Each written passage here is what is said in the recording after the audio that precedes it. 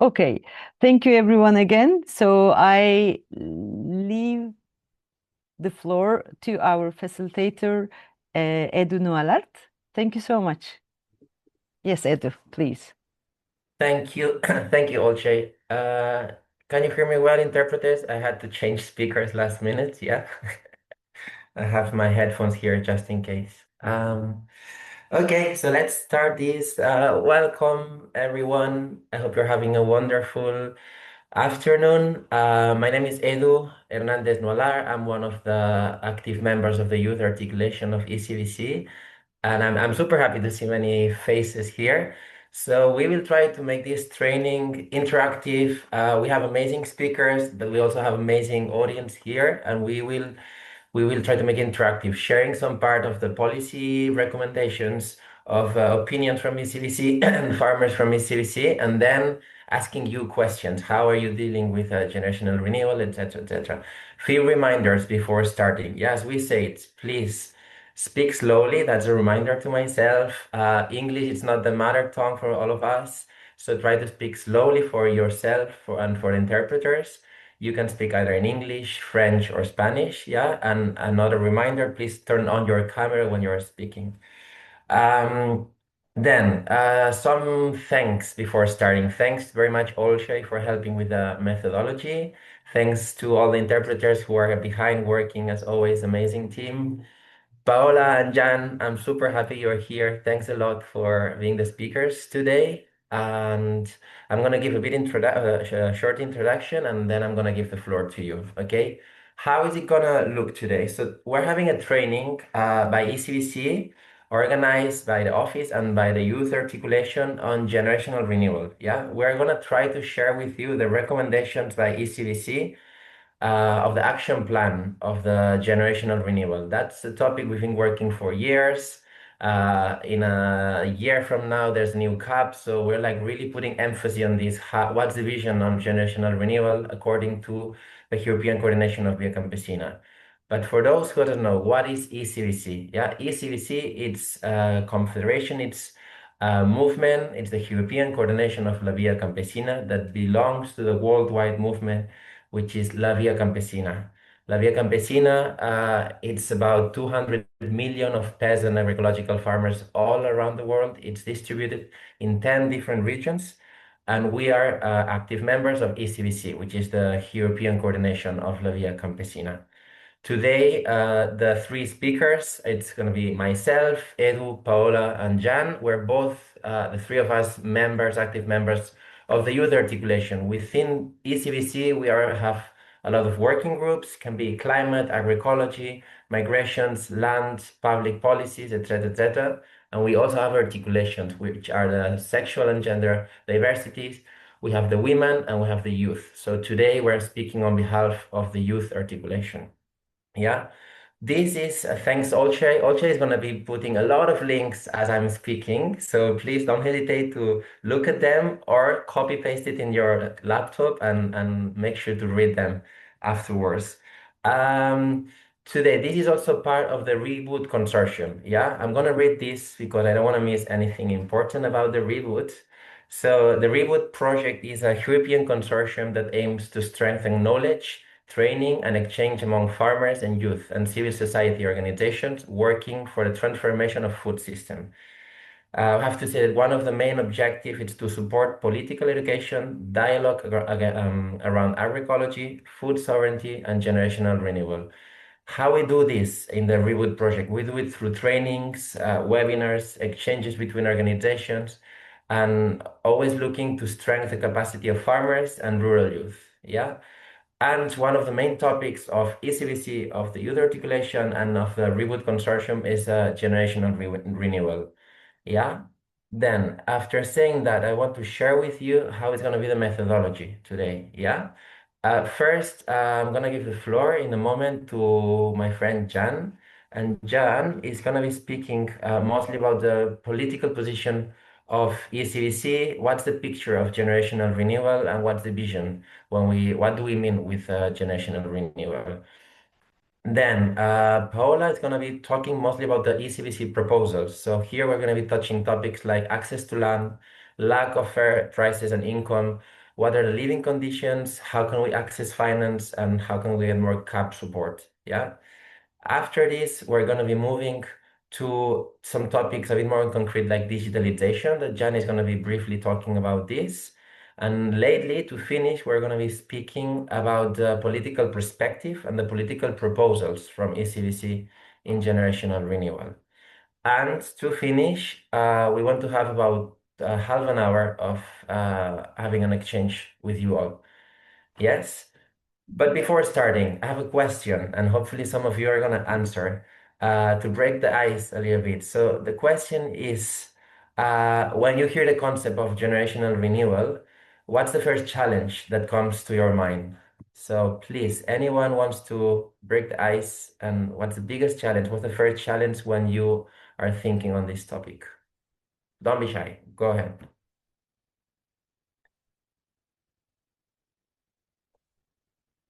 You can speak directly, you can raise your hand.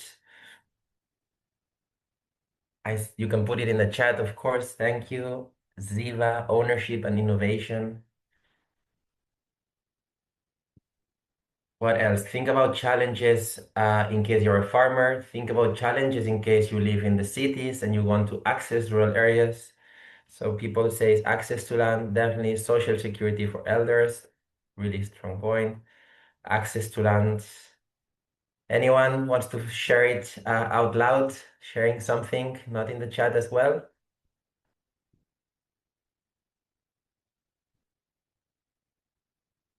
Training, I'm really happy because you're putting the topics that we're going to be touching later, like training. So we talk a lot about educational and formations. We're talking about access to land, of course, access to more genuine and affordable biological food. So here we link it with fair prices. Anything else anyone wants to share? Access to credit. Really interesting. I think today we're going to be sharing how some of the new CAP proposal is proposing more money for new entries for young farmers, which is really good news, but can be a trap as well. There's apparently more money, but that also means more credit with the bank. So thanks for putting this, Elena. We're going to be talking about this capitalization when selling the farm. Strong point when we talk about transfer of land, transfer of farms, and generational renewal. Okay, perfect. Thanks for putting all this. If you have any question while the speakers are talking, please put it in the chat or raise your hand. And if I'm not forgetting anything, I'm gonna go with Jan. So Jan, you can turn your mic on. Really nice to see you. Hello. So Jan is a member of the CC, the Coordination Committee of ECVC. He is a farmer in the French Basque Country in the south of France, member of Confédération Paysanne. I think, Jan, you can say that I think you're active with many groups, but especially with climate, agroecology, and migrations. And please, I will ask you to introduce yourself a bit more in depth. And what we're asking you to talk is about the general picture of generational renewal and what's the vision from ECVC. We have around 10-15 minutes for this. Yeah, go ahead, please. Thank you so much, Edu. Hello, everyone. Very nice to see many faces and many people here. So yeah, indeed, the first say that I'm indeed a farmer, and I think most people here and in ECVC, we are a farmer union, so we are all working on farms. Jean, excuse me. Are you going to speak in French or English? Oh, sorry. No problem. Non, j'avais dit en français, on va essayer. Yes, I'll speak in French. Pardon, j'ai trop l'habitude. Excuse me. Des réunions en anglais. I have the habit of carrying out meetings in English. So I'll start again. I was saying that, like many ECVC members, I'm a farmer myself. It's important to remember this, as this justifies our knowledge and the questions we're going to tackle today. We're talking about theory and ideas outside of the office, practices on the farm. We're talking about the reality experienced on the land by farmers in Europe. And this is the strength of ECVC, the farmer network, who share their specific experiences of what is happening on the land. Et c'est pour ça qu'on a une vision qui peut être des fois légèrement différente de And that's why we have different ideas compared to other actors, different to the European Commission, on the question of generational renewal in agriculture. We see that certain priorities of the European Commission are anecdotal. And things which seem essential to us are not deemed essential by the Commission. That's why it's important to have this training today. It's important to understand the points covered today concerning generational renewal in Europe and why it's not working. There's a huge problem. Generational renewal in agriculture in Europe is going badly. It's largely insufficient. There aren't enough people in agriculture, and the balance between the number of farmers approaching retirement age is not at all balanced by new entrants in agriculture, whether young people who have finished their studies, young people who are transitioning to the agricultural sector. So that's what we're talking about with generational renewal. It's not just young people who are taking over their parents' farms. That's a well-known model in the world in general, in Europe, for a long time. But for a few decades, we've seen a change of this phenomenon. And we see that there are fewer and fewer farms being taken over by families. There are fewer young people taking on their parents' farms.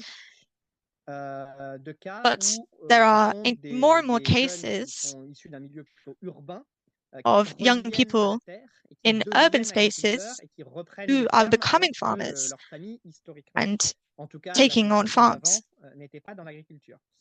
even though previous generations weren't in agriculture. So that's what we're talking about today. Edu, Paula, and me. I recognize many other members here today. I think most of us came to agriculture by choice, but not for family reasons. But maybe further connections like grandparents or uncles. Even though it's important to say, family farms are the majority in Europe still. Even though there aren't many young people taking on family farms, this number is decreasing each year. And some figures, I won't focus too much on this. According to recent European statistics, like 3 or 4 years ago, the average age of the European farmer is 58 years old. That's the average. So there are plenty who are above this age as well. That's the first element. It shows that the trend is worsening.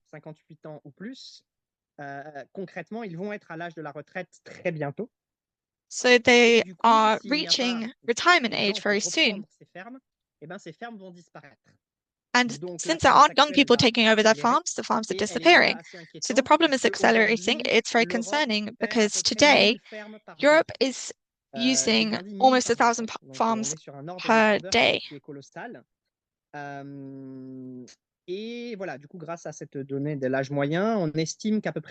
Thanks to this average age, it's estimated that half of European farms will disappear. They will retire in the next 10 years. But there won't be people to take over these farms. So it's a subject, it's a fight which is very important. We think that the future of agriculture is in having many farms. We think that if we can respond to the societal and environmental concerns in agriculture, meaning moving away from industrial agriculture, which exploits the environment, the worker, and the soil, towards a kind of agriculture which is more sustainable for the environment, but also respects those who work in the sector, then there'll be more people who work in agriculture. For us at ECVC, we need more and more people in agriculture. It's something which is very important and concerning today, since the trend is going in the opposite direction. Because specifically, this means that farms need to be taken over. Et donc, ça veut dire qu'on se dirige de plus en plus vers un modèle agricole qui est basé sur des We're seeing a farming model based on very large industrial farms, which are held by banks, financial organizations, or other actors in this kind of category. And they exploit the workforce in poor conditions. The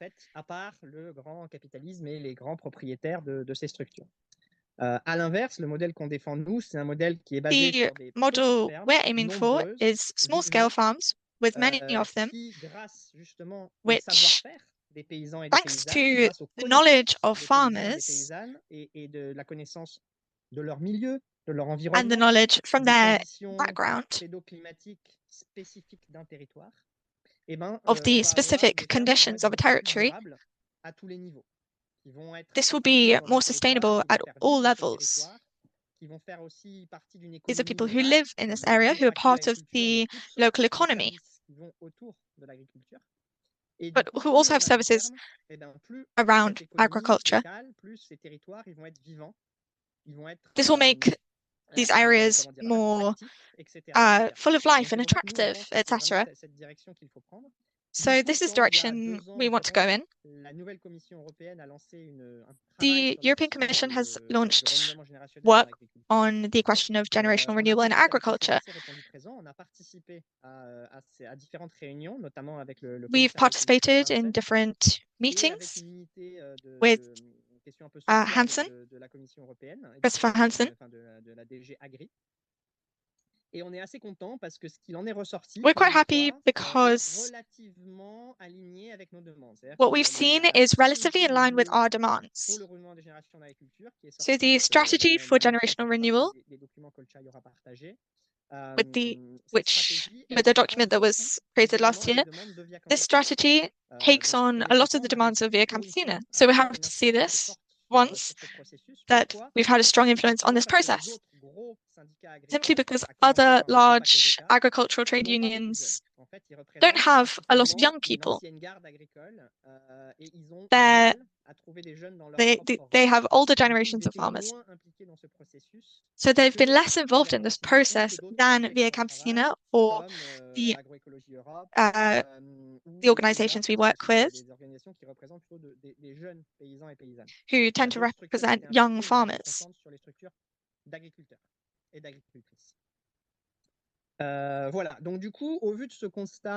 So that's what we can see from this reality. The question is what we can do to favor this generational renewal. So there are lots of people who are interested in this sector. And so I think we're going to get a lot to work on with that. But what I want to say is that there are two essential elements on this that we have to put on the table that are linked to other struggles and other files that we're working on a European level. And these two challenges are for the land and for income. So, for example, one of the problems for young people was access to finance. And that's one element, of course, but it's obviously not the main element. It's a question of training, because training in Europe, particularly training for elles sont chères, donc c'est aussi un enjeu, on est d'accord. Il y a aussi évidemment la question, et ça fait le lien avec ce que je disais avant, de l'attractivité des zones rurales. Aujourd'hui en Europe, beaucoup de zones rurales sont dépourvues de services publics. Il n'y a pas d'école, il n'y a pas d'hôpitaux, il n'y a pas d'accès à la culture. Et donc, évidemment, dans de telles circonstances, c'est difficile d'attirer des jeunes. Donc, il y a aussi, évidemment, la question des services publics en zone rurale, qui est une question essentielle. Mais vraiment, les deux enjeux de base qui sont à l'origine du problème, on va dire, et qui sont vraiment le nœud du problème, c'est l'accès au foncier et le revenu. Si les jeunes ne peuvent pas accéder à des terres pour travailler et qu'ils ne peuvent pas dégager un revenu digne de leur travail, ben, on ne va pas résoudre la crise du renouvellement des générations agricoles. Voilà, c'est là qu'il faut commencer. Et c'est là, du coup, que ça fait le lien avec plein d'autres campagnes et dossiers où on travaille. C'est que cette question du revenu, c'est aussi un enjeu pour les agriculteurs qui sont déjà installés depuis très longtemps. Ce n'est pas uniquement un enjeu pour les jeunes qui s'installent. Aujourd'hui, en Europe, les agriculteurs ne gagnent pas leur vie. Les agriculteurs et les agricultrices gagnent beaucoup moins en moyenne que les autres, que leurs concitoyens. Et les prix agricoles sont aujourd'hui ridiculement faibles par rapport aux coûts de production et aux charges. Et donc, tant qu'on ne parle pas de ça et qu'on ne parle pas aussi de la politique agricole commune et du Common libre-échange agricultural policy and the change and the will of the European Commission to favor trade. And we will not be able to face this question of generational renewal. So what is the main thing for us and the main question for us today is to have a decent income for young people working in agriculture, and which will make farming attractive to young people. I'm going to stop there. Okay. Jan, thanks a lot. Thank you very much. I want to continue with a quick question for you all. Jan say that the average age of farmers in Europe is 58. Can you people say what's the average age in your territories, in your countries? Just put it in the chat if you know it. It's not an exam question. Well, maybe it is. Just put it there, and then we can see what's the average, and we can share some data. Yeah. But on France, it's about 55. Clarice is saying. Edu, excuse me. While everybody is putting this on the chat, can I ask everyone, if possible, to put your cameras on so that I can have some screenshots to also share with you? Thanks for that. Yeah. Okay. Yeah. And one more, if please, when you speak, please speak much slower than your normal speed. This is also a request right now. Okay, excellent. You can continue in writing. I am taking. Thanks. Yeah. Thanks for the technical aspects. Anyone else know? I see only someone put France 55, 56 in Switzerland. Anyone else know? I have a list here that I just recovered from my notes. No. I can tell you that as you're writing it down, I can tell you that in Portugal it's 64, in Romania 62, Greece 60, Italy and Spain is 60 as well. Cyprus is around 60, then Bulgaria it's around 58, France indeed is between 52 and 55. Just saying this because one of the key points, one of the visions we said always as ECVC, we need much more farmers. We need much more young people. So we hope this kind of training is also to encourage you, not to be scared, but encourage you to start farming. There's around some data in the summary of what Jan said. There's around 1,000 farms disappearing daily in Europe, meaning that probably the next 10 years, half of the European farmers will retire. So that's a structural problem. That's a structural concentration of land because some farms disappear, but that means that it falls into the hands of corporations buying this land. So just to give you some data, and thanks a lot for sharing the ages here of farmers. We move on, and now that Jan shared the what's the main issue of generational renewal, and now I'm going to introduce my friend Paola, which is going to present the ECVC analysis and the barriers that we're facing. I think Jan introduced already some of them: no land concentration, access to land, fair prices. So I think I'm gonna be asking now, Paola. Now there's a lot of comment. I see here you, Paola. You can turn on your speaker if you want. So Paola is also an active member of the Youth Articulation of ECVC. She's a land worker in Italy, north of Italy, member of ARI, which is agriculture, rural. You will say it in Italian, I don't remember now. One of the members of Associazione Rurale Italiana. Associazione Rurale Italiana. Thank you, grazie. Paola is also a CC with Coordination Committee of Via Campesina and the ICC, the International Coordination Committee, representing youth.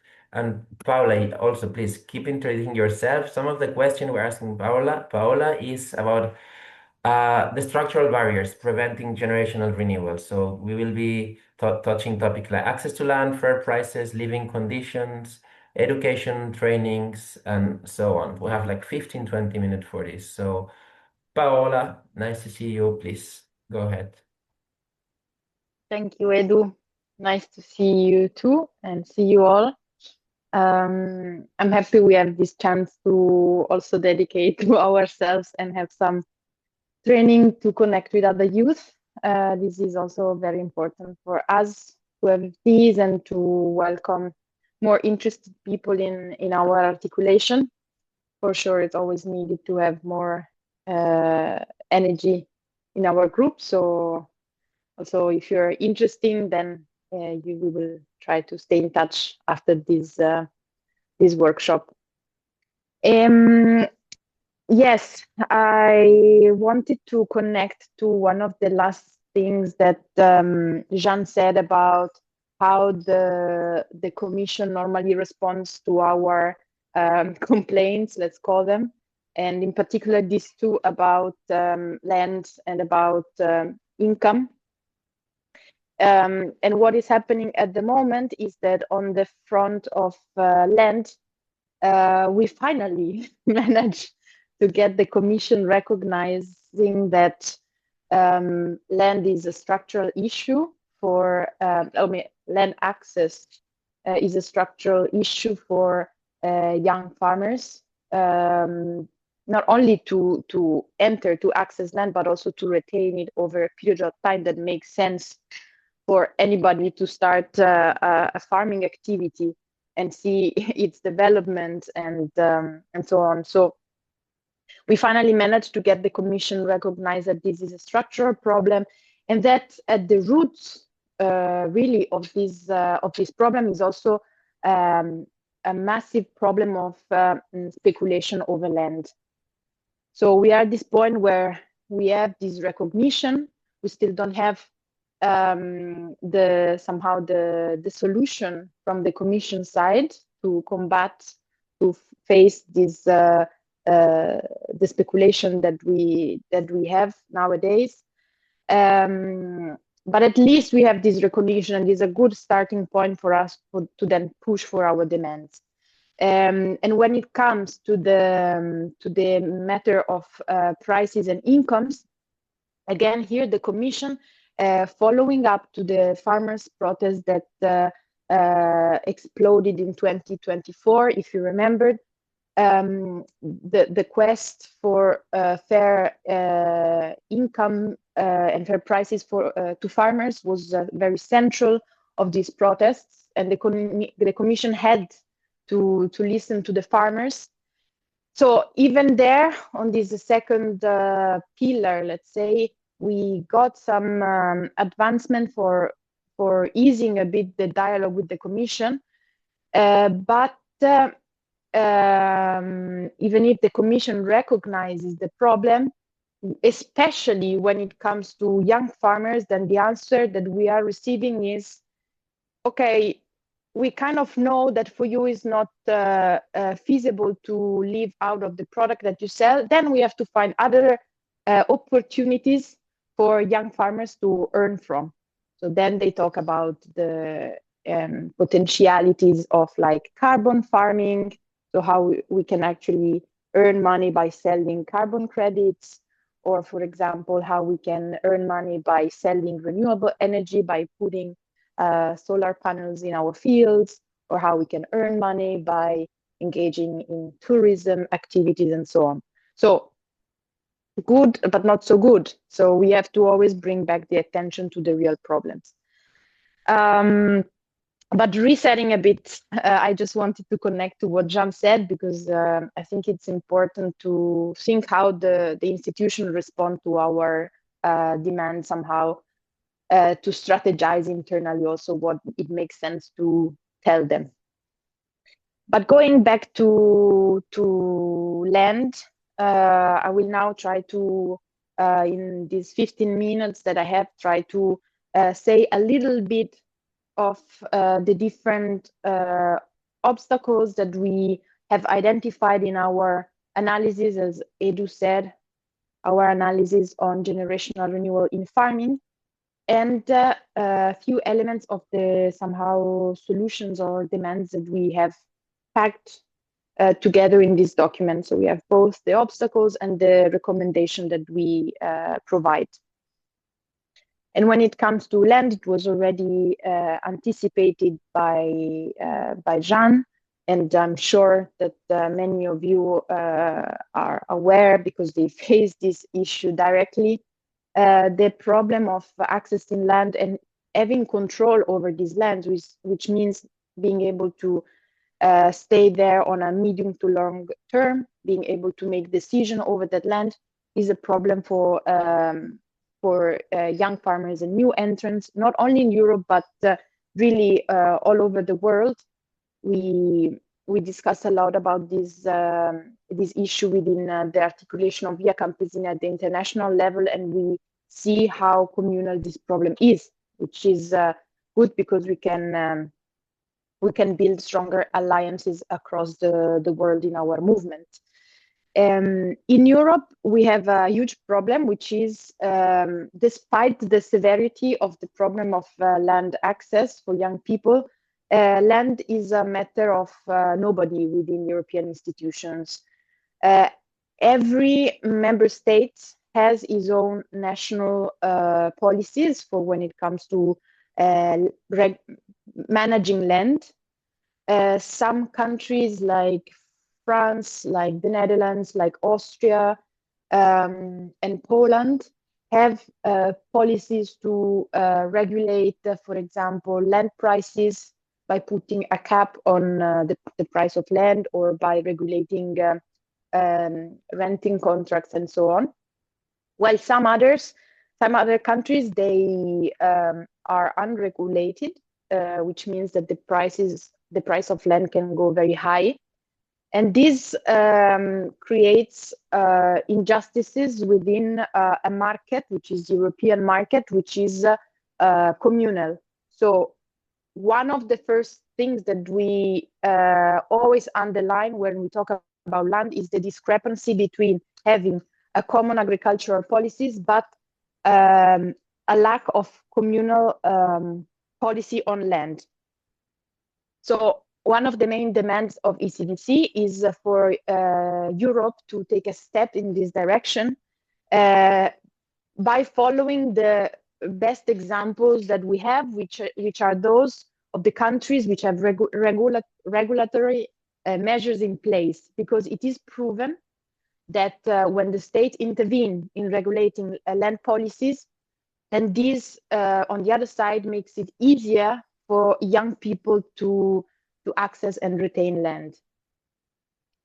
The other problem that we face is also strictly related to how the CAP functions, because despite the critique that we have been advancing for years on the way the CAP funding functions, we still rely on a system where the CAP subsidy you get as a farmer are based on the hectares, so on the extension of your land. This is a system that goes at the benefits of industrial farms, corporate farms that aim to grow bigger and get more and more capitalized.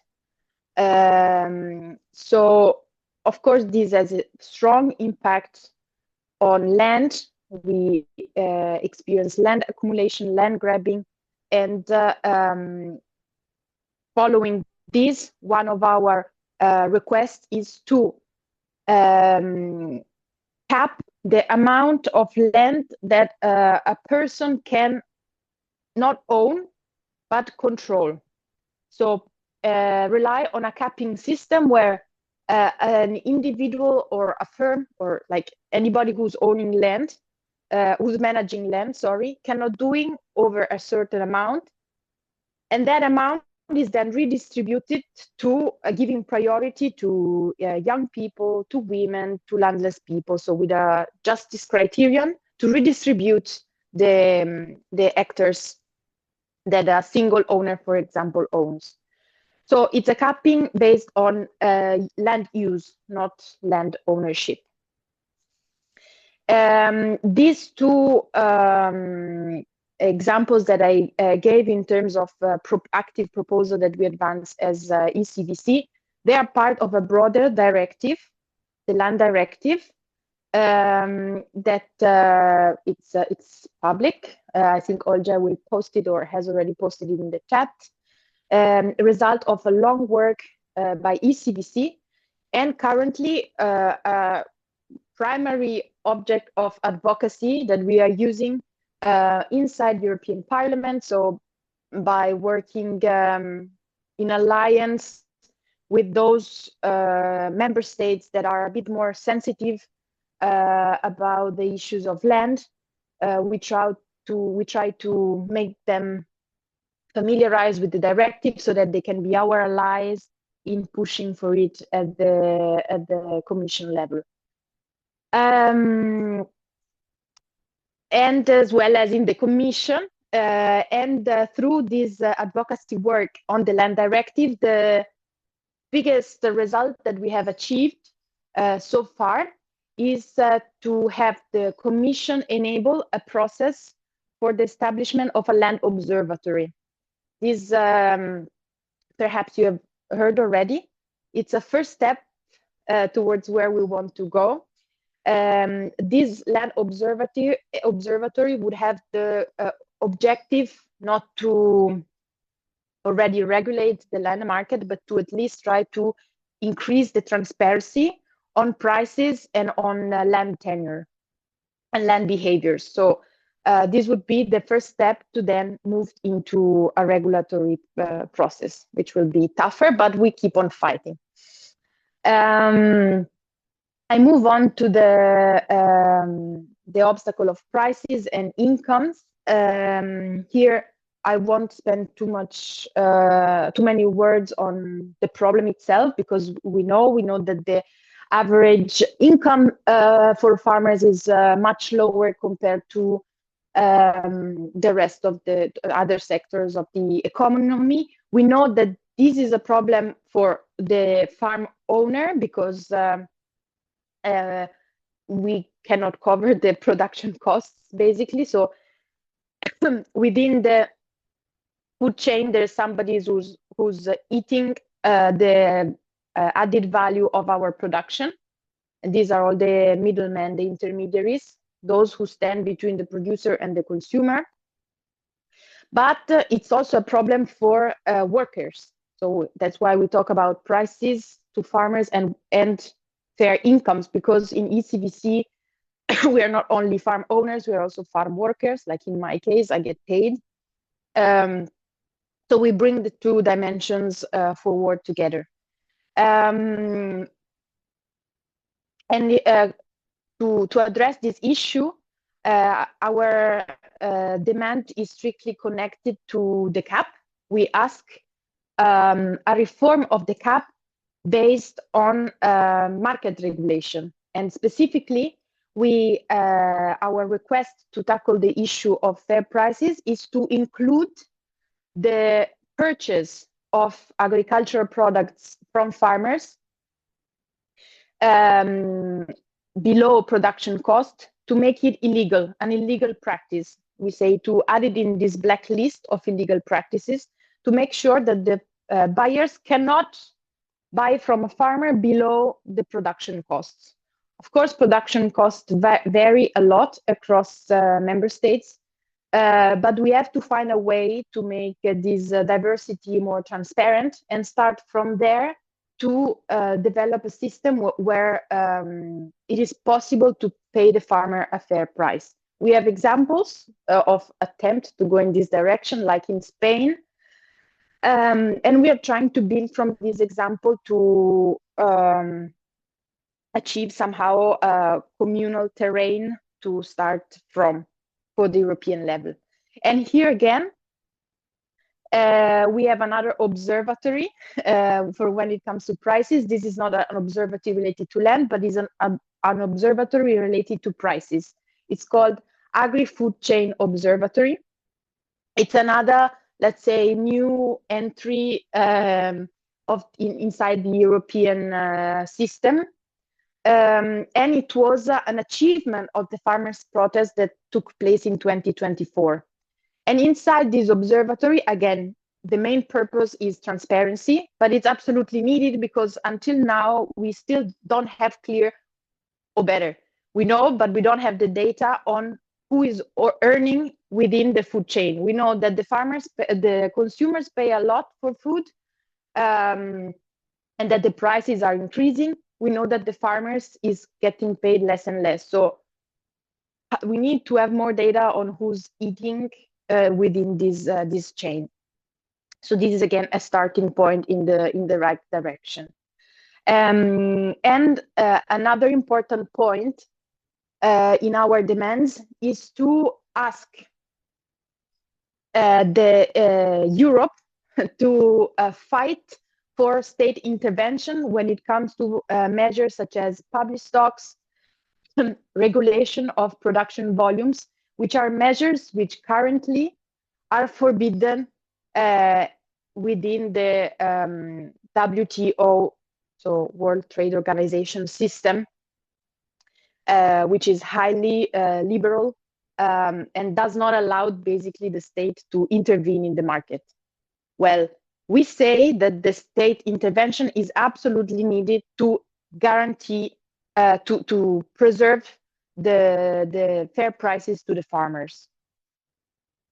Since I only have 5 minutes left, I wanted to spend a bit more time on these two main issues because, as Jean said, thanks Edu, they are the biggest one, the land and the prices.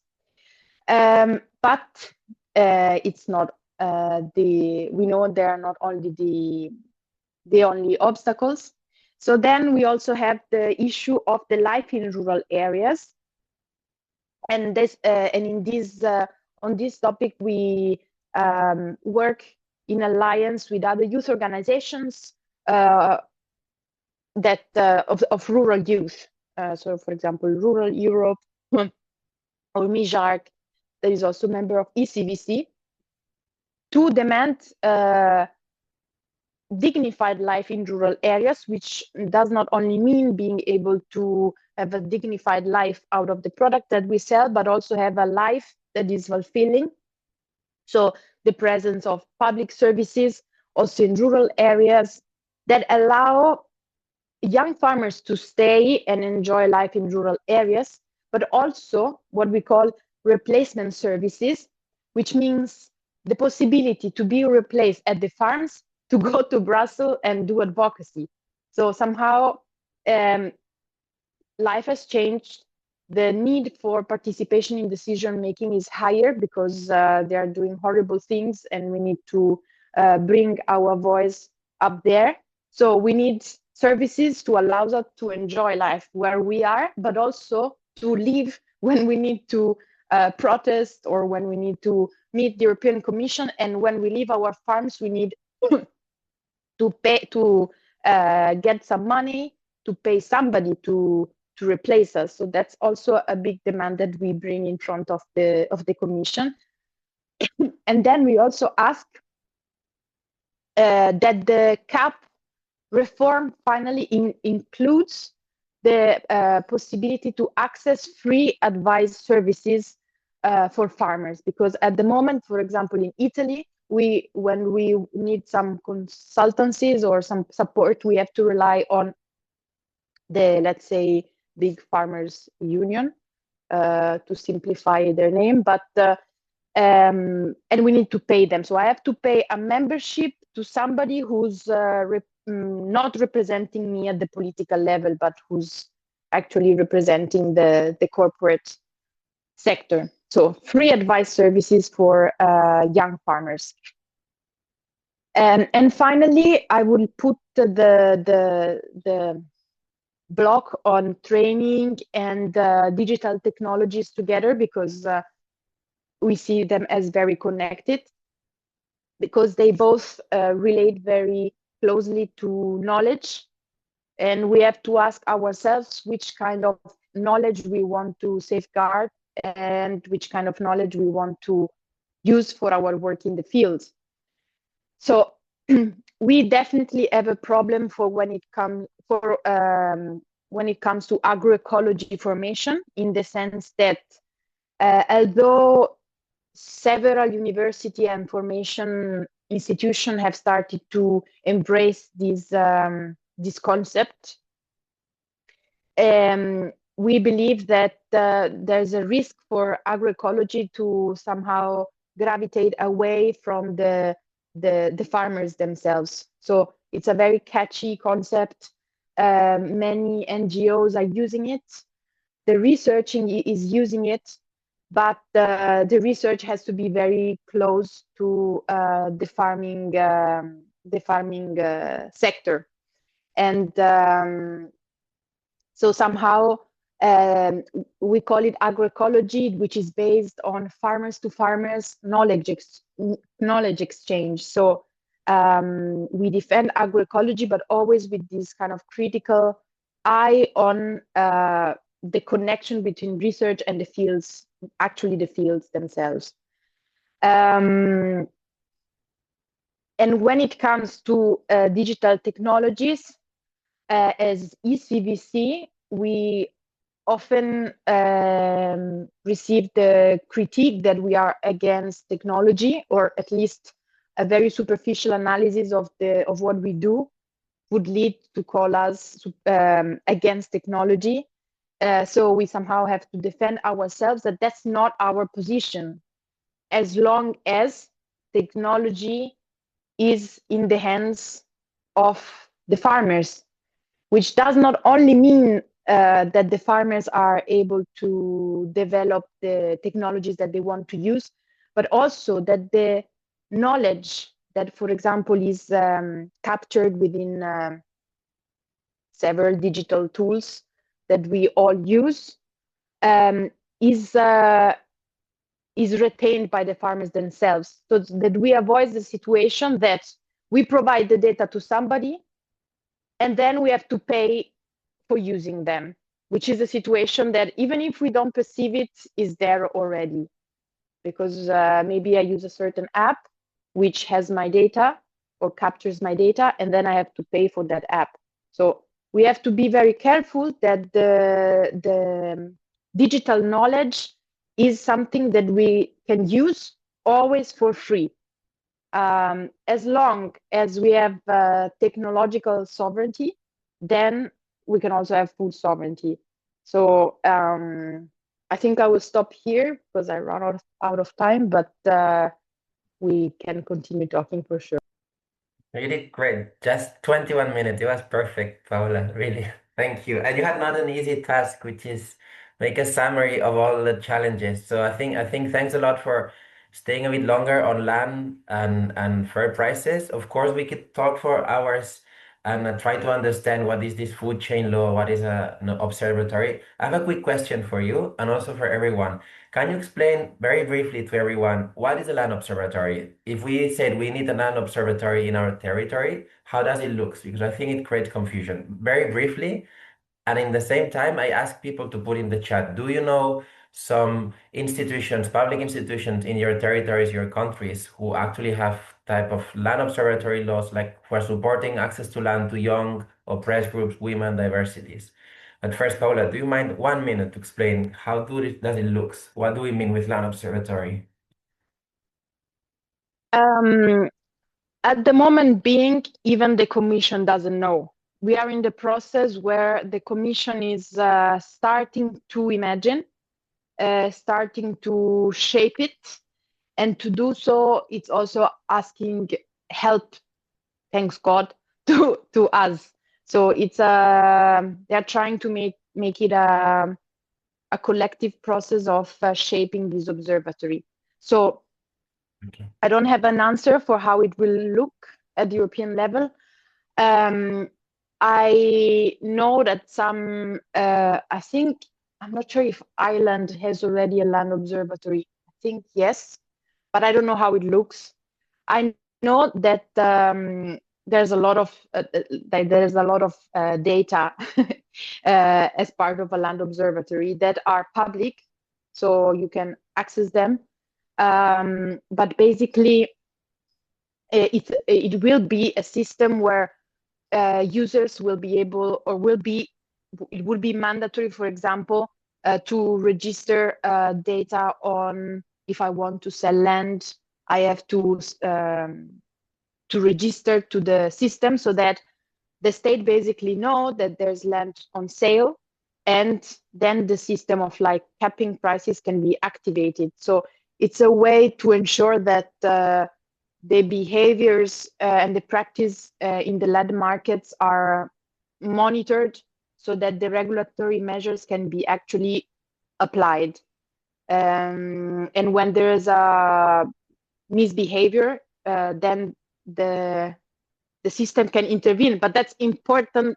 That's another thing, because you can have a monitoring system, but then not have the capacity to intervene when there's something wrong or some misbehavior. So it has to be well balanced. But to conclude, we are in the process of shaping this observatory, and for anybody interested, the land working group of ECVC is trying to contribute to the process.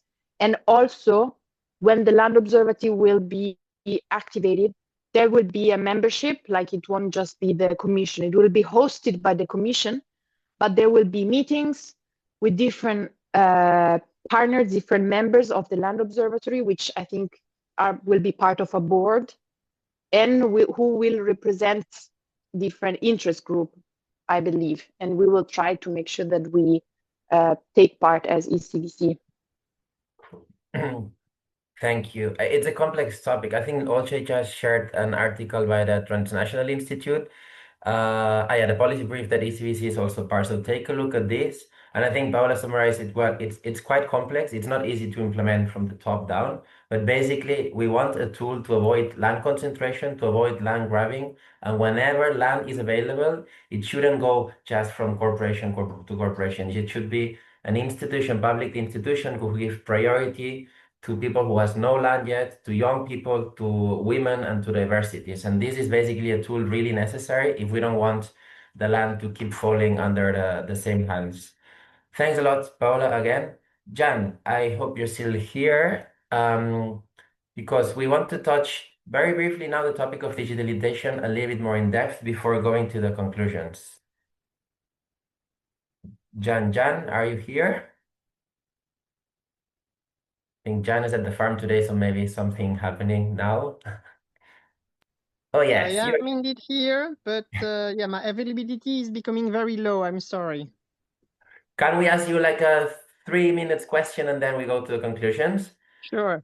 Paola introduced the topic of digitalization in terms of generational renewal. Can you go, which are the main challenges? We had a publication that we did last year. So what are the main challenges when it comes to digitalization, our proposals as ECVC? Je vais reprendre en français du coup. So yes, I'll start in French. Oui, je pense que Paola a Yes, presque I think tout dit. Paola has said nearly everything. C'est un exercice difficile. It's a difficult exercise because the question of technology is very transversal. We can see that technology is everywhere. The word technology doesn't make a lot of sense itself. Tractor is a technology. A tool for planting potatoes is technology. So we don't know exactly what we're talking about with this word. So that's what we're looking into. The question of new technology. New technologies linked to electronics, automation, AI, synthetic biology, and GMOs of all kind. So this is what we're looking into with technology, because there's so many different types of technology on farms, and we use it today. Secondly, it's difficult to take a specific stance because some technology makes sense in certain contexts and others not. It depends on how they are used and applied on farms. It depends on the scale on which they're used. So it's very difficult to say yes or no. And therefore, ECVC is often criticized for being anti-technology, but that's not true. It's just that we will not accept neutrality towards technology. So that's at the heart of the problem. Many people say that technology is neutral and that this use of technology will define whether it's good or bad. We think that technology is political. And before even talking about using it, we have to think about why certain technology is developed and others not. Who develops this technology? For who? And how?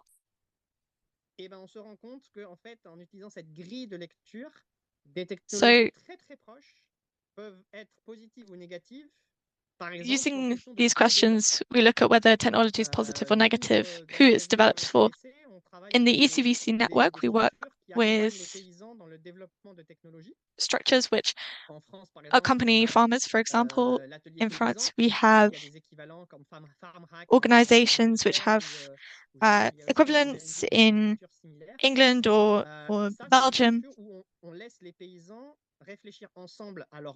These structures allow farmers to reflect on their needs and develop technologies together according to what they need.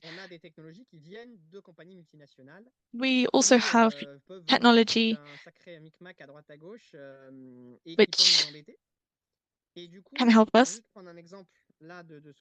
To give you an example of what I just said, a technology developed by a farmer network on the land with tools which are easy to distribute. And the same technology, same tools from a multinational company with impossibilities to modify it are very different. But I'm talking about the same thing. So access is important. For us, technology is not the problem, but the context and the political subjects surrounding them. So that's a real question for us, as I said, is a question of autonomy. For farmers, it's how does it work? How are they used? Without needing a technician out in California. It's the appropriation of this technology, the cost as well. If they're very expensive, if they allow for the scaling up of farms. It's also the question that I said of actors. If a technology is from a private transnational or from an agricultural organization. So for us, this is what defines whether technology is positive or negative. Certainly, it's what's difficult. Agricultural work is hard. It's hard work. And there is technology which helps the farmer. So I'll conclude with that. All technology which allows the farmer to work in better conditions with less physical fatigue, with fewer impacts on their health. This is technology we are in favor of. But technology which is just there to improve profitability for farms, this is capitalist logic, but it's not really all the needs of farmers. Thank you. Thanks, Jan. I think the sentence that Jan just finished and also that Olcay mentioned, that technology is not neutral, it's political, super important.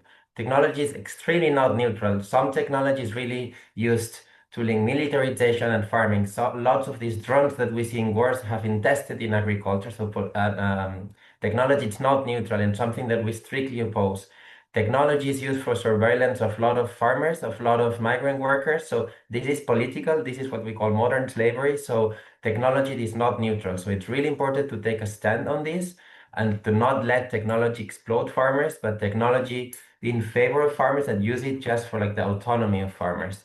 Thanks for this, Jan. Please read the publication that ECVC published last year. And now I'm gonna ask Paula to give like the last summary of these like three pillars, a bit of like the conclusions we have for generational renewal, and then we will have around 20 minutes for questions and answers with you all. But basically, just checking at the methodology document now. Yeah, Paula, I think you can go, but basically we have the political perspective. So we want to say how generational renewal can work through food sovereignty, and we summarize it in three pillars. So, Paula, if you can just mention these three pillars before going to the questions and answers. Yes.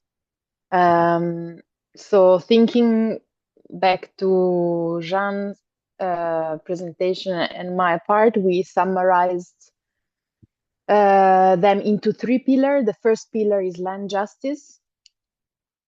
So making sure that land remain a common resource, serving food production and rural communities. The second pillar is fair markets. So to ensure that farmers live from their work, not from subsidies, nor from other activities than food production. And third pillar is agroecology, for the new generations to be able to build resilient food system rooted in territories and rooted in traditional knowledge.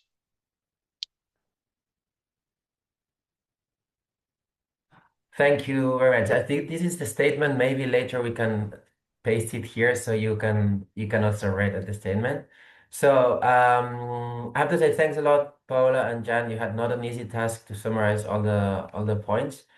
Now, I think now it's the time for having an exchange of questions and answers. We have prepared three questions that I think Olshe will also put it very soon here at the chat. But first of all, is any question that any of you didn't understand a concept, something that you would like to be clarified, or something you just want to share? Please. Anyone? We shared quite some technical points, so maybe you want a clarification on the direct. Yes, can I? Yeah, thank you. I think Yes, Robert, can I ask a question? go ahead, please. Yes, hello everybody. My name is Roberto. I'm doing an internship linked to Scuola Campesina in Italy, and I would like to ask questions.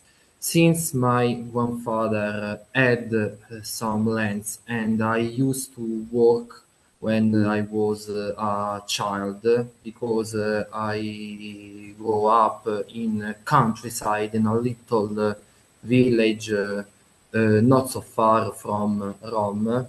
I noticed how prices for products which we use in order to plough the land to cultivate, etc., are increased, and not only the prices of products but also the taxes.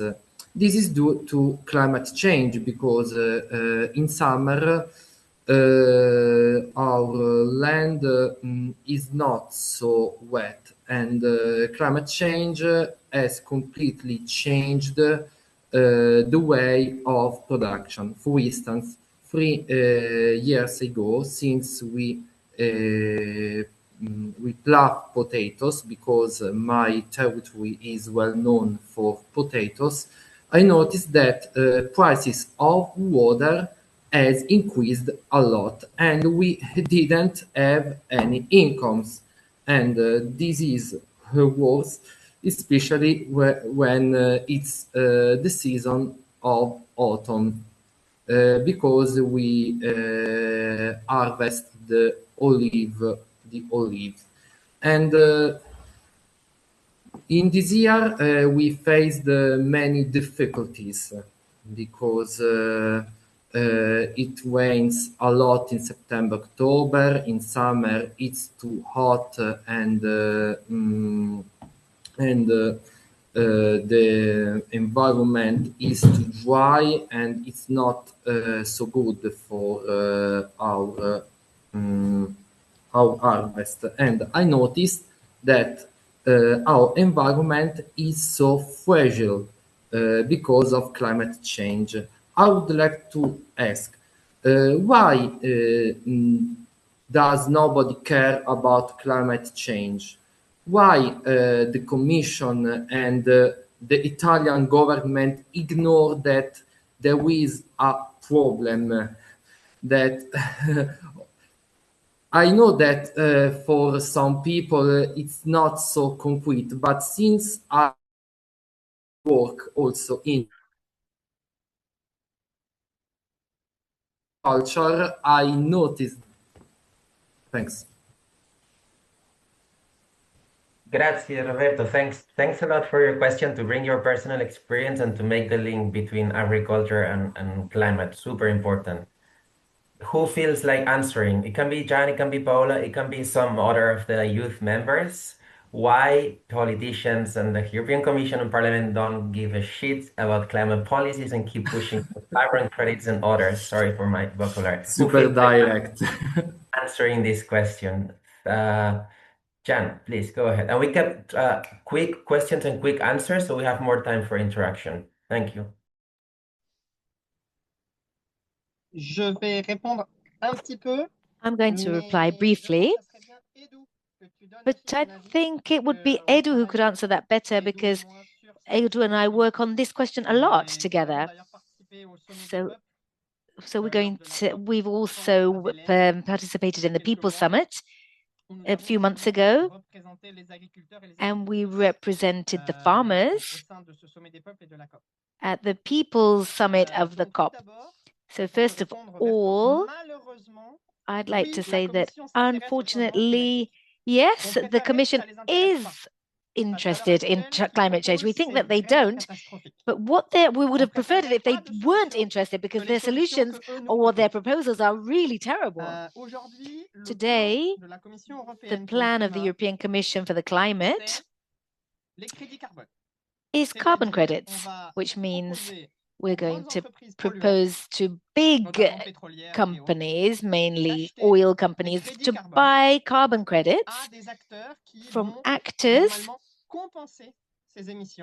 who sell by planting trees, say. So that involves a big pressure on access to land, and that's having private financial structures for banks. They invest in the land, they buy land, not for farming, but to plant trees and sell carbon credit, or to protect this or that, and then sell carbon credits. So when you look at this logic, not only will it not do anything for their struggle against climate change, but the impact on small-scale farmers will be to steal their land for this project, because in the global south, I've seen there was somewhere in Tanzania and in Kenya, there were projects of this type where companies, multinational companies, evict small-scale farmers. They steal their land in order to plant trees and sell carbon credits. But it's not just in the global south. It's happening elsewhere as well. We have cases in France, in Scotland, in Portugal, and other places, many other places, where land is stolen, grabbed, bought by promoters in order to be able to sell carbon credits. And so, yes, the European Commission is very interested in the issue, but for them, climate change is not a challenge for humanity that we have to resolve. It's an opportunity to earn money. And so it's a problem once again of the Commission and the neoliberal capitalist vision. And it's an opportunity for them to earn more money, and that's how they see it. Now, we imagine, but we're working on true solutions, and true solutions are, as I said, we need a lot of farmers. When we have a farm of 500 or 5,000 hectares, which is managed by very few people, it's not good for the climate, it's not good for the quality of food. But when we have small-scale farmers, which are actually in the areas that are involved and that work with the agroecological method, then that is much better for the climate. And Edu is going to complete what I've just said. But so for the climate, there is a problem of false solutions. So we're forced to really deal with false solutions because we're victims of false solutions. And we also propose alternatives, which seem much more realistic and more efficient.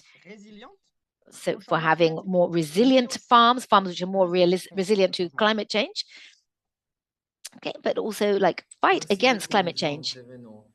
Thank you very much. Okay, thanks a lot, Jan. Oh, Roberto, give me a second, very briefly. I will give the floor quickly to Paola, and then I want to go to the question. We had some questions prepared, so if it can be briefly, and then you can ask your question again, Roberto. Paola, you wanted to clarify or say some things about this? I only wanted to add to the Italian case that in Italy, in 2023, I think, under a decree called the draft decree, Decreto Siccità, the Meloni government allowed liberalized the use of new GMO seeds by saying these seeds will help us fight the drought, the lack of water, and produce food. That's false. We don't have such seeds at the moment, but by this excuse of climate change, they are managing, like with carbon farming, to liberalize all of these technologies which benefit big seeds companies or high-tech companies. Thanks for the clarification. Okay, Roberto, I'm gonna just go through the questions that we want to link with the text, and then if you have a question or clarification, please put it in the chat. Great, Olcay, thank you. So for the next 15 minutes before finishing, we have prepared these 3 questions. I'm gonna read them out loud. So what is the main obstacle young farmers face in your region? So please think about yourself as a farmer or like local organization. What's the main obstacle? What policies can make farming attractive for new entrants? And the last one, what role can farmers' organizations play in the generational renewal? Please take a second to reflect on one of the 3 questions. We would love to hear from your territories and your organization some of these questions.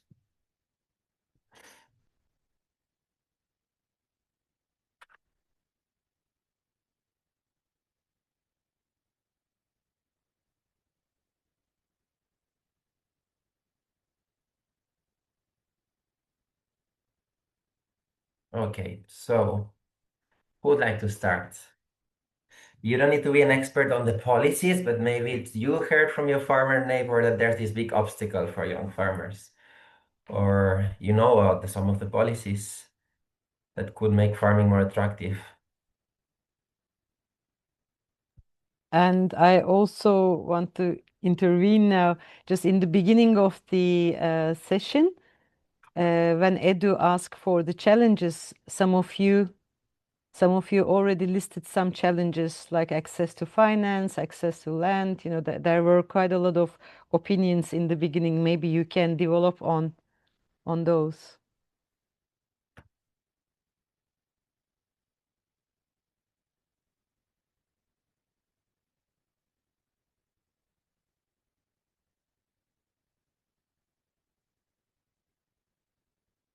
Anyone? You can also, yes, thanks a lot. Maya, please go ahead. Can you hear me? Yes. Okay. I study in Eastern Germany at the moment, and we have a huge problem with like the pressure on the land market because of the history of this region, because there are many big farms and a lot of investors buying the land, and we have no like statistics who owns it, and it's really hard to start in this region, especially as a young farmer, because you have to have so much money on hand just to start. But there are groups who are working on having like support for young farmers, and this program, they are like in a few federal states, and we try to make this possible for more states in Germany. So you have like a little bit of financial support in the beginning of your farming. And I have a question, maybe I ask it now, because I read that you also mentioned the pension to be, for the older generation, to be a big, to be connected to the access to land. And I really like to hear what ECVC is thinking about it. Thanks, Maya. So good that you brought one of the obstacles, which is land market, land price, which is very difficult to access. And some of the policies, you say that at local level, there's some support, some economical support for farmers. Thanks a lot for bringing both. Before answering your question, I'm going to give space to other people to also answer, and then please, maybe you can put it at the chat and we talk about this at the end. Who else can bring obstacles and policies in your territories? See some people thinking. I see Ross. Can I read it out loud very quickly? So Ross said that there's a lot of noise. One of the main obstacles, Ross is based in the Netherlands, is access to land. Most of the land is marginalized and temporarily short-term risk of being bought. Yeah, there's also saying it's very expensive or permits process are too complicated. Don't work for agroecological farmers. Definitely. I think we know that in the Netherlands, it's the most expensive price per hectare in Europe. So very complicated to access land. Policies that can make farming more attractive, besides lowering land price for new entrants, would be opportunities for young people to collectively share and start up farms, which can increase workload and financial commitments. But it's often not possible within the existing policy and regulations. So summarize policies that can make commons and collective work more accessible. Otherwise, to do it as a lonely farmer, it's very scary, I guess, right? And it's very expensive. Thanks a lot for your words, Rose. Anyone else wants to share it in the mic? Aline Muller, please go ahead. Hello, je vais parler en français. I'm going to speak in French. I was working with Unitaire on the issue of access to land in Switzerland. I would also add that for us, there's the problem of access to data. We have this problem where it's also the main trade unions who make all the farming statistics and who have since the last 3 or 4 years, because they decided that this was not important or interesting, and so there is a real problem of not wishing to make this issue visible, this issue of transmission. So when we don't know how many farms are going to be available, That's one of the big problems that we have. So there's a very clear will from institutions to not make this visible. And it's what they call the structural evolution, making farms that are getting increasingly bigger, that are shared between all the different neighbors. So people who are not really from the farming community. And so to that is added the problem of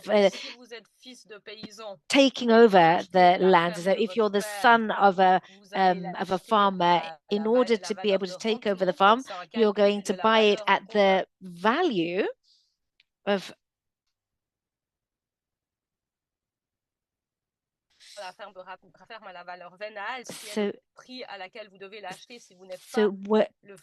so it's they want you to buy it at the price that you would have to pay if you were not the son of the farmer. And so there's a big difference in the price. There is usually a very big difference in price for people who are and are not the sons and daughters of farmers. And there is an absence of recognized collective forms for buying this land, this farming land. Thank you. That's a super important point. Thanks, Eline, because when we talk about concentration of power and abuse of power, data is one of those. And I think a lot of times, if we would have more access to data, it would make it much more easier for young people to entry and to go to rural areas. So thanks for bringing the topic. Clarisse. Yeah, please, thank you. Bonjour, moi aussi je vais parler en français. Hello, I'll speak in French. Je voulais aussi rebondir sur ce que vient de dire Eline sur la visibilité des fermes à transmettre. Parce qu'en France, on a des institutions administratives qui permettent de visibiliser ces fermes. Which allow for raising awareness. Elles permettent de poster des annonces qui sont publiques et qui peuvent être visibles. They publish public adverts. Mais j'ai l'impression que la prédation sur le foncier affecte aussi les intentions des agriculteurs qui vont partir de leur activité. The interpreter apologizes. The sound quality is difficult to hear. Excuse me, Clarisse. The sound quality is not good for interpreters to do the interpretation. Can you use a headset or come closer, maybe? J'ai compris. Yeah, better. Est-ce que c'est mieux maintenant ou pas? Thank you. That's much better. Thank you. Oui? Ah, ok. Du coup, je sais plus ce que je disais. Oui, que j'ai l'impression que la prédation sur les fonciers, ça empêche aussi certains agriculteurs de prevents farmers from wanting to raise awareness or to pass on their farms ou même juste afficher publiquement if there's no fair price. Internet le fait que leur ferme est à reprendre. Donc même quand il y a des mécanismes pour accompagner les agriculteurs vers it would be good if there are mechanisms for farms to pass on their farms. Et l'autre obstacle, moi, que j'identifie dans ma région, barrier I see in my region, in the west of France, where most farms are dairy farms. En fait, la plupart des jeunes qui veulent s'installer en agriculture most people who want to get started in farming et doivent reprendre, don't want des fermes adaptées à leur livestock. activité.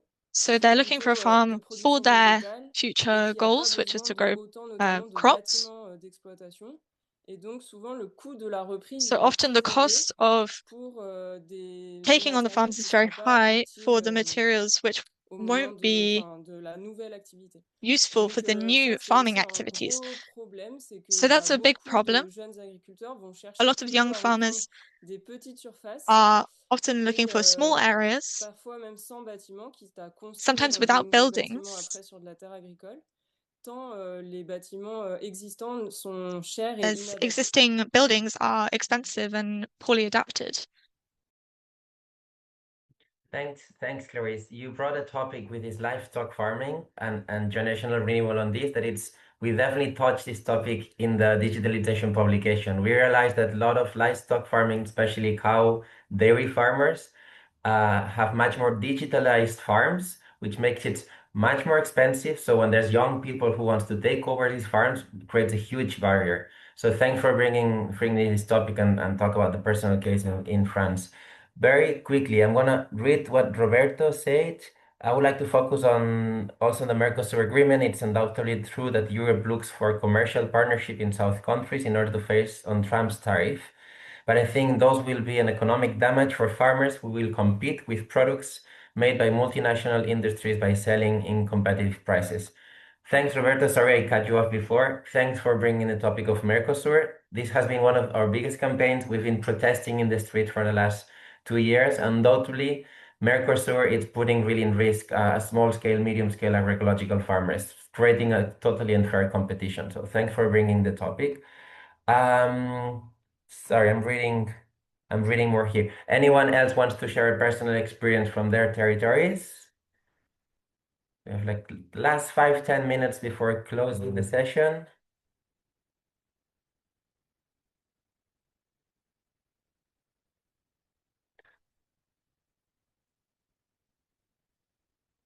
If no one else wants to share their personal opinion, just gonna read here the question about Maya about the pensions. Yeah, how strongly is the low pension for all generation connected to the access to land for young people and socialization of land? Do you have any solutions for this issue?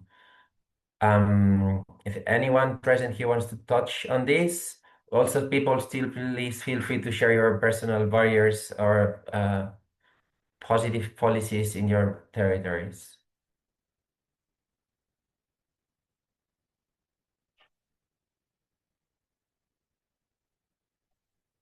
I see that Rose already answered. Yes, Paola, please. On this issue of pensions, as a youth articulation of ECVC, this was one of the issues that we included in our first collective paper on the CAP, the Common Agricultural Policy, by pointing out that the insufficiency of pension scheme, especially in certain countries in Europe, is making older farmers retain land as a way to compensate for low pensions. We don't have data on that, but apparently the Commission realized that this is a problem. So I believe they also have data to back this argument, and to deal with the issue. The Commission, in its latest strategy on generational renewal, advanced a proposal which is at the proposal level, so it's not applied yet, but they wrote potentially to link the direct payments of the Common Agricultural Policies to pension age by 2032. So they kind of took a long time horizon. But what this would mean is that to make sure that a retired person doesn't continue earning from the direct payments. So this would mean that potentially, if implemented, this could ease a little bit land access, because it wouldn't make sense for an older person to retain land because the direct payments would stop. And this is linked to our argument that subsidies should go to active farmers. And there's a lot of discussion of what active farmers mean, but basically this is something that the Commission has realized, so I believe it has quite an impact. Thanks, Paula. That was a great summary, and also I think Rose also, I was reading and now Rose, you put the problem and the consequence. I was not aware that the Commission is working on this, so that's crucial, because I think lots of us who has family farms that they are getting old, they are all stuck in the same problem. So thanks for bringing this, Paola. I'm seeing if there's more Olshay is sharing things here. Oh, the Mercosur agreement. Okay, you're sharing the link. Thanks, Olshay. Okay, I think we can get into the last moment of the. I'm gonna ask Paul and Jan to have like a once last minute remark. But before anyone wants a clarification, anyone has a last question, anything to say?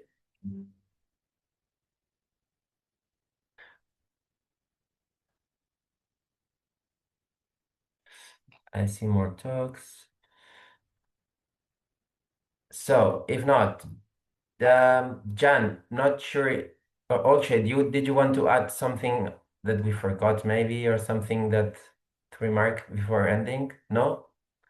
Very cool. Then, Jan, if you're available, 1 minute remark before ending. Excuse me. Just I want to make a kind of a wrap up on the issues because I am pasting quite a lot of things on the chat.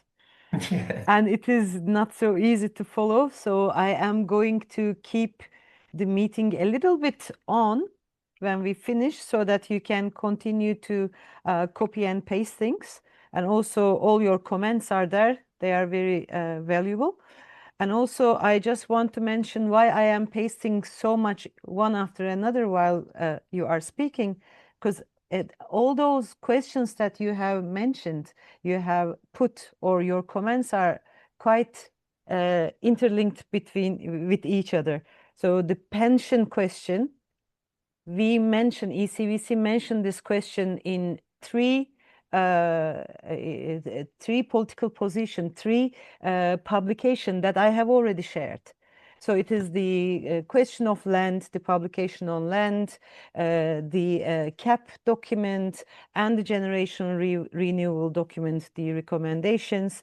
They all mention those questions. They all mention trade. They all mention pension. They all mention social conditionality and incentives, everything. Land concentration, livestock issues, territorialization. So it is because I would like to just tell you, when you download those, please just scan those documents based on your questions, because all our members have prepared those documents communicating within each other with different subjects. Thank you. This was all I wanted to mention. Thank you. Thank you, Olcay. I'm copy pasting what you shared with me into the general group, okay? Because I think it's a great summary of all the points you just shared. So thanks for that, Olcay. Really nice to leave the call open for people to copy the links and make sure to read everything. Jan, if you're still here, no worry if you're busy at the farm. If you want to have a final remark, empowering, ending positive note. Oh yeah, Jan is here. Yes, I'm still here. 1 minute, please. Ah oui, en français. Non, écoutez, voilà, juste effectivement, je pense qu'on a dit beaucoup de choses. Essentially want to say there's been a lot of things, but maybe just on a positive note, saying that even if it's not easy, even if incomes are low, even if land access is often a long and difficult road, keep trying to get into agriculture. It's essential on a social level and environmental level. It's one of the best jobs in the world and one of the oldest jobs in the world.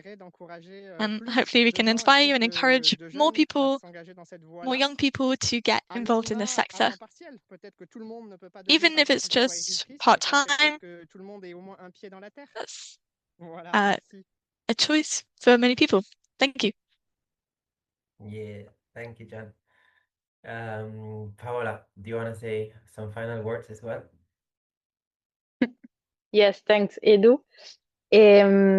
Yes, on the more political level, we are at a point where this issue of generational renewal and the struggles of young farmers is under the spotlight, I would say. This definitely is of interest of policymakers, of the Commission, of the Parliament. Everybody loves to talk about young people in farming, so we can use wisely this somehow momentum. but we have to be careful because the Commission seems very proactive. And as I said, with this generational renewal strategy, which was published a few months ago, they are showing off very much. But we have to read it carefully. And when we read it carefully, we see that the attempt of the Commission is to separate the youth issues from the rest of other agricultural policies, from the rest of the CAP, and this we should not let it happen. And especially, we should not. We should fight against the nationalization of policies, including youth policies. We have to fight together to demand European policies, to demand the Commission to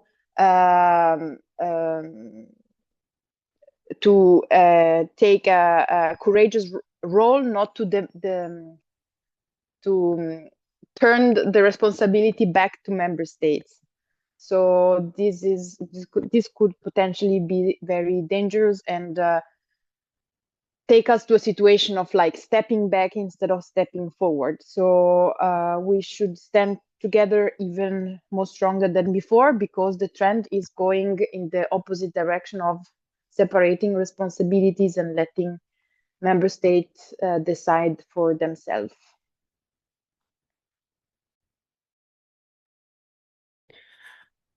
Great word, Tole. Thanks a lot for bringing this like nationalization or like giving more power to states and the danger of this. I think that's a really important keynote to finish, so that will keep us stronger. And I think bringing also like the youth back into power. And please go to your local governments, go to the local syndicate of farmers, join them, and feel like that there is really big momentum, really important for all of us as young farmers to get back to rural areas, get back to the land, and to say there's all these policies that should support us. And there's all these documents from ECVC publications that you can always say this is policy demands from the peasant agroecology movement in Europe. I think that's all.